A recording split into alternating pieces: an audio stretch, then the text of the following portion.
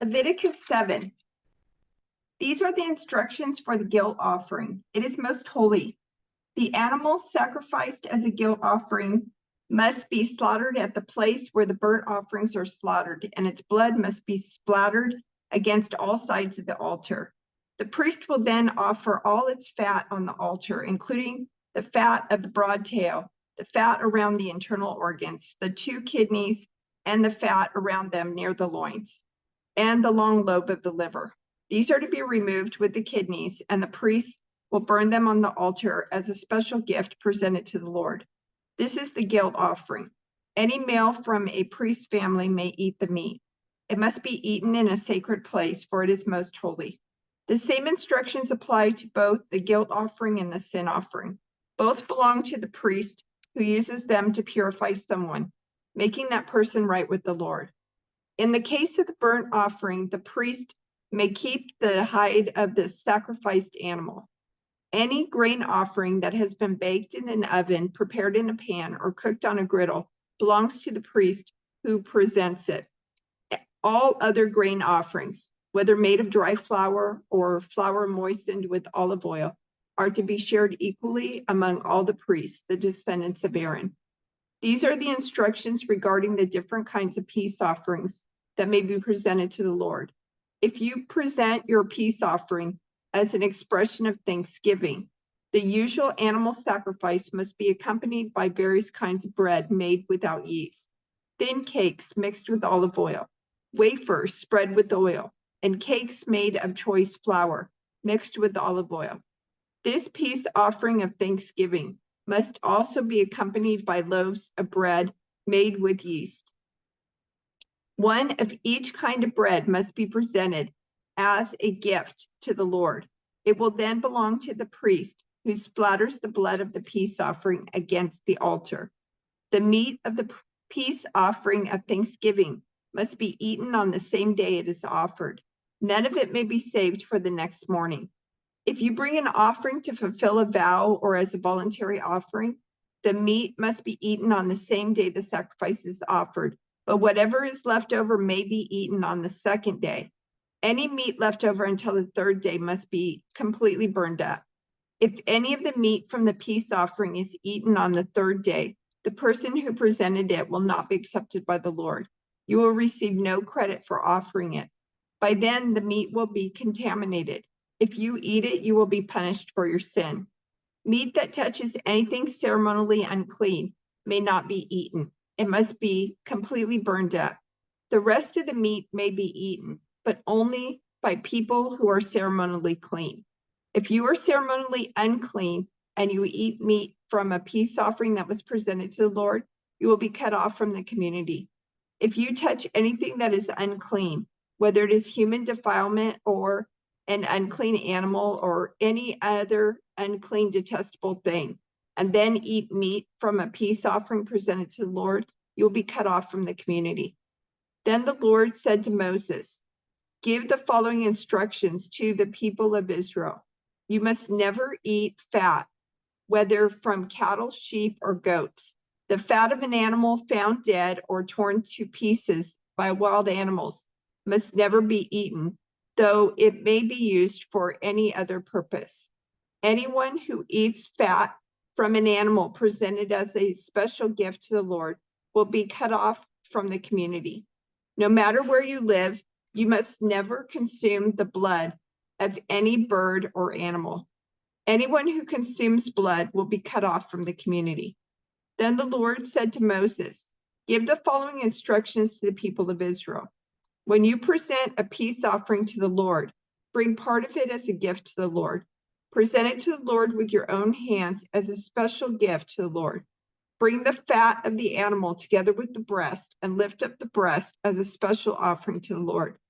Then the priest will burn the fat on the altar, but the breast will belong to Aaron and his descendants. Give the right thigh of your peace offering to the priest as a gift. The right thigh must always be given to the priest who offers the blood and the fat of the peace offering. For I have reserved the breast of the special offering and the right thigh of the sacred offering for the priest. It is the permanent right of Aaron and his descendants to share in the peace offerings brought by the people of Israel. This is their rightful share. The special gifts presented to the Lord have been reserved for Aaron and his descendants from the time they were set apart to serve the Lord as priests. On the day they were anointed, the Lord commanded the Israelites to give these portions to the priests as their permanent share from generation to generation. These are the instructions for the burnt offering, the grain offering, the sin offering, and the guilt offering, as well as the ordination offering and the peace offering. The Lord gave these instructions to Moses on Mount Sinai when he commanded the Israelites to present their offerings to the Lord in the wilderness of Sinai. Then the Lord said to Moses, "Bring Aaron and his sons along with their sacred garments, the anointing oil, the bowl for the sin offering, the 2 rams, and the basket of bread made without yeast, and call the entire community of Israel together at the entrance of the tabernacle." So Moses followed the Lord's instructions, and the whole community assembled at the tabernacle entrance. Moses announced to them, "This is what the Lord has commanded us to do." Then he presented Aaron and his sons and washed them with water.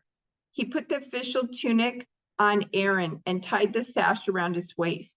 He dressed him in the robe, placed the ephod on him, and attached the ephod securely with this decorative sash.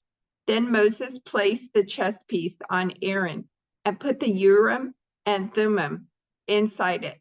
He placed the turban on Aaron's head and attached the gold medallion, the badge of holiness, to the front of the turban, just as the Lord had commanded him. Then Moses took the anointing oil and anointed the tabernacle and everything in it, making them holy. He sprinkled the oil on the altar 7 times, anointing it and all its utensils, as well as the wash basin and its stand, making them holy.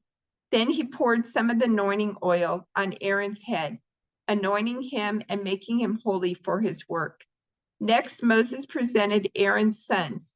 He clothed them in their tunics, tied their sashes around them, and put their special head coverings on them, just as the Lord had commanded him. Then Moses presented the bull for the sin offering. Aaron and his sons laid their hands on the bull's head, and Moses slaughtered it. Moses took some of the blood, and with his finger, he put it on the 4 horns of the altar to purify it. He poured out the rest of the blood at the base of the altar. Through this process, he made the altar holy by purifying it. Then Moses took all the fat around the internal organs, the long lobe of the liver, and the 2 kidneys and the fat around them, and he burned it all on the altar.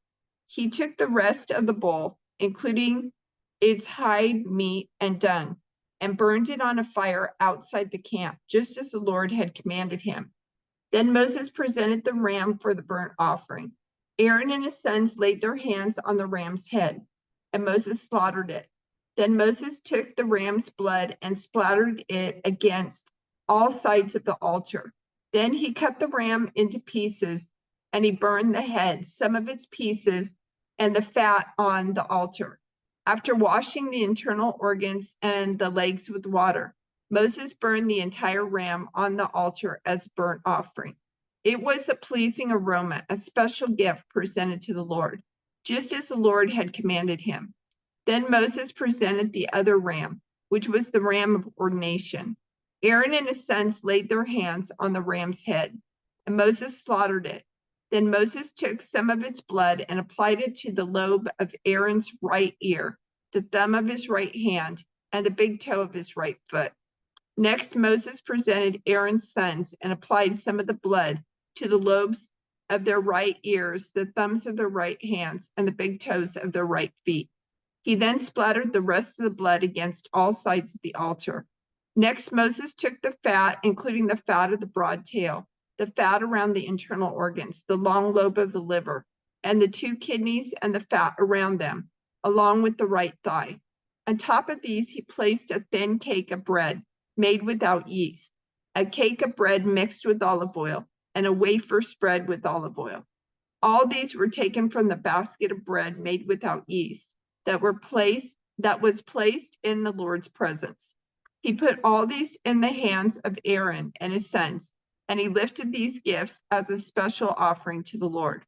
Moses then took all the offerings back from them and burned them on the altar on top of the burnt offering.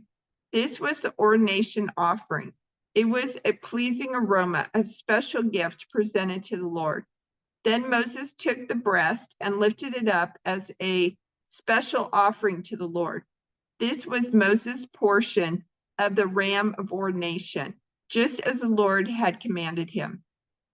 Next, Moses took some of the anointing oil and some of the blood that was on the altar, and he sprinkled them on Aaron and his garments, and on his sons and their garments. In this way, he made Aaron and his sons and their garments holy. Then Moses said to Aaron and his sons, boil the remaining meat of the offerings at the tabernacle entrance and eat it there, along with the bread that is in the basket of offerings for the ordination, just as I commanded when I said Aaron and his sons will eat it. Any meat or bread that is left over must then be burned up.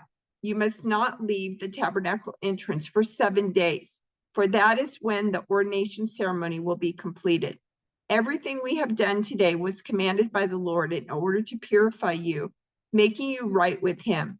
Now stay at the entrance of the tabernacle day and night for 7 days, and do everything the Lord requires. If you fail to do this, you will die, for this is what the Lord has commanded. So Aaron and his sons did everything the Lord had commanded through Moses.